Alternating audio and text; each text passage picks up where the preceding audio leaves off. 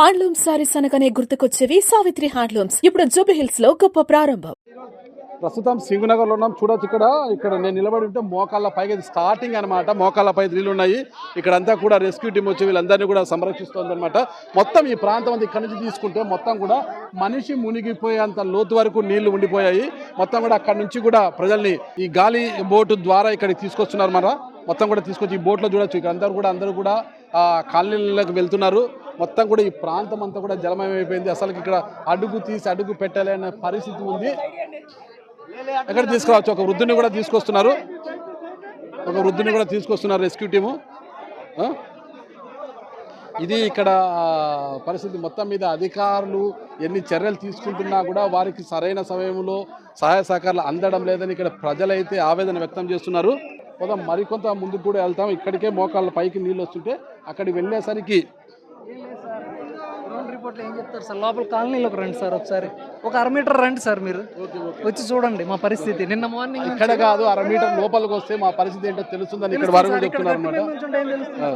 కదిపినా ఒకటే మాట, ఒడ్డును నిలబడి చూస్తే ఏముంది, లోపలికి వస్తే కదా తెలుస్తుంది మా పరిస్థితి అంటున్నారు.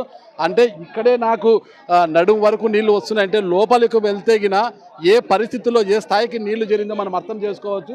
ఇక్కడ ప్రజల ఆవేరంతా ఒకటే, వచ్చిన వారంతా ఒడ్డును చూసి వెళ్ళిపోతున్నారు. లోపలికి వస్తే తెలుస్తుంది తాము ఎలాంటి పరిస్థితుల్లో లోపల చిక్కుకుపోయాము అనేది అంటున్నారు అనమాట. అక్కడి నుంచి ఇక్కడికి వచ్చిన వారు అంటే లోపలికి వెళ్ళాలంటే కొంత ధైర్య సాహసాలు కూడా కావాలి. అధికారులు కాదు ఎవరు కూడా ఇక్కడ సాహసం చేయలేకపోతున్నారు. చెప్పాలంటే నేను కూడా కొద్దిగా భయపడే పరిస్థితి, లోపలికి వెళ్తే ఏం జరుగుతుందనే ఉద్దేశం నేను కూడా భయపడే పరిస్థితే ఉంది. అయితే ఎవరు ఏమీ చేయలేని పరిస్థితులు. వరుణుడు ఒక ఉగ్రరూపం దాల్చడంతో వచ్చిన వరద ఉధృతికి ఈ ప్రాంతం అంతా కూడా సింగు నగరంతా కూడా మొత్తం జలమయం అయిపోయింది. ఈ నీరంతా కూడా తగ్గుముఖం పట్టాలంటే మరో వారం రోజులు పడుతుంది. ఇప్పుడిప్పుడే ఈ ఎండ వస్తుండడంతో వర్షం నుంచి కాస్త తెరిపి విడిసిందనుకోవచ్చు. ఈ ఎండ ఇలాగే 2-3 రోజులు వచ్చి వర్షము ఒక నెమ్మదిస్తే తప్పితే, వర్షం కురవకపోతే మాత్రం ఈ ప్రాంతము సాధారణ స్థితికి వచ్చేందుకు మరో వారం రోజులు అయితే పడింది. ఈ వారం రోజుల పాటు ప్రజలకు సహాయ సహకారాలు అందించడంలో ప్రభుత్వము చర్యలు తీసుకోవాలని ఇక్కడి ప్రజలైతే కోరుకుంటున్నారు. మొత్తం చూడొచ్చు కదా, ఈ లోపలికి వెళ్ళే కొద్దిగా అంతా కార్లు అవన్నీ కూడా మొత్తం మునిగిపోయాయి. మొత్తం కూడా ఈ ప్రాంతం అంతా కూడా ఎక్కడికి వెళ్ళలేని పరిస్థితి. మీడియా వచ్చినా అధికారులకు వచ్చినా లోపలికి వెళ్ళలేని పరిస్థితి ఉందంటే ప్రతి ఒక్కరికి కూడా ఎవరి ప్రాణాల మీద వాళ్ళకి భయం ఉంటుంది కదా. అంటే పేదల ప్రాణం అంటే లెక్క లేదా అనేవారు కూడా ఉన్నారు ఇక్కడ. కానీ అక్కడికి లోపలికి వెళ్ళి రక్షించేవారు ఎవరు అంటే బోట్లు వస్తున్నప్పటికీ కూడా ఆయా ప్రాంతాలకు వాళ్ళకు లోపలికి వెళ్ళేకి అడ్రస్లు కూడా తెలీదు. వీళ్ళు ఒకటే చెప్తున్నారు, అధికారులు చెప్తున్నారు, వాలంటీర్లు కావచ్చు స్థానికులు సహకరిస్తే తప్పితే మేము బోట్లు తీసుకొని లోపలికి వెళ్ళలేమని చెప్తున్నారు.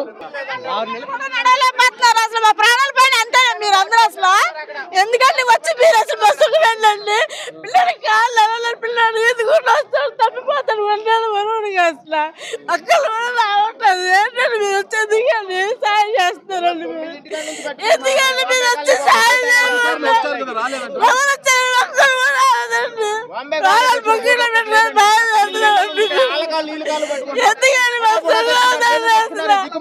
ఒక్కరు రావట్లేదు,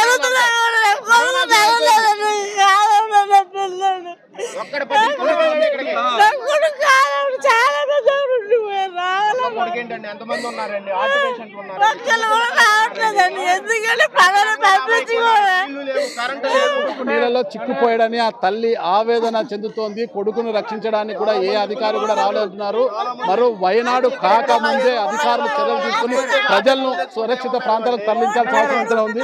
ఫుడ్ మాత్రం సప్లై అవ్వట్లేదండి. ఫుడ్ మాత్రం అక్కడ ఉండిపోతుంది. లోన చాలా ఇబ్బంది పడుతున్నారు జనాలు. ఫుడ్ మాత్రం సప్లై అవ్వట్లేదు. గవర్నమెంట్ ఫుడ్ పంపించింది కానీ ఫుడ్ ఎవరు సప్లై చేయట్లేదు.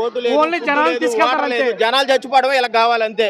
వీళ్ళు ఇక్కడికి వచ్చి షో చేయడం తప్ప ఏమీ లేదు. డిపార్ట్మెంట్లు కానీ ఏమీ లేదండి, పోలీసు లేదు, గవర్నమెంట్ లేదు, ఎవరు ఉపయోగం లేదు. ఇక్కడ వచ్చి ఇక్కడ వాళ్ళు మీటింగ్లు చెప్పి మమ్మల్ని జనాలన్న మమ్మల్ని వదిలితే మేము వల్ల తెచ్చుకుంటాం. వెళ్ళి మమ్మల్ని వదిలేయండి.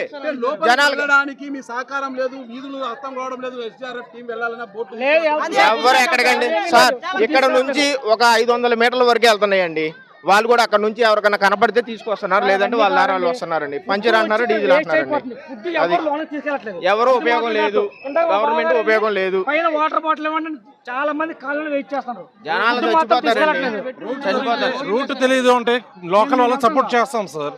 ఇప్పుడు మాది పక్క ఏరియా, కాదు సార్ మాది పక్క ఏరియా. మార్నింగ్ 7 నుంచి వచ్చి మేము కష్టపడుతున్నాం. నిజంగా రూట్ తెలియదని మేము చూపిస్తాం కదా. సొల్యూషన్ ఉండాలి కదా సార్. వాళ్ళు ఆపేస్తున్నారు, జనాలు ఆపుతున్నారు. వాళ్ళన్నా వదిలితే వాళ్ళు ప్రయోగాలు చేసుకుంటారు. కార్తికేయ హాస్పిటల్ కూడా ప్రెగ్నెంట్ లేడీస్ అందరు ఉన్నా కూడా వారిని పట్టించుకునే నాదులు అంటారు. తాము సహకరించడానికి సిద్ధంగా ఉన్నాము. బోట్లు తీసుకొస్తే ప్రతి కాలనీలో ప్రతి ఇల్లు కూడా ఏ ఇంట్లో ఎవరెవరు చిక్కుకొని ఉన్నారో ఎవరిని రక్షించాలనేది కూడా వాళ్ళ దగ్గరని చూపిస్తామంటున్నారు. అయితే అధికారులు కొంత సహకరించి బోట్లు త్వరితగతిన తీసుకువస్తే గిన ఇళ్లలో చిక్కుకున్న వారిని సురక్షిత ప్రాంతాలకు తరలించే అవకాశం ఉంది.